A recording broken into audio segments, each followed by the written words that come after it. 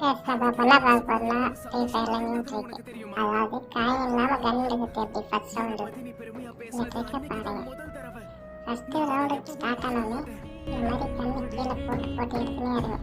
CSK எப்படியோ போட்டுருவாங்க. எடுத்துகிட்டே இருக்கும்போது டீம்மேட்லாம் பண்ணாலும் வீடியோ அவனும் கொஞ்சம் ட்ரை பண்ணலாம். அவன் போடுறதுன்னா நீங்கள் எடுத்துக்கணும்.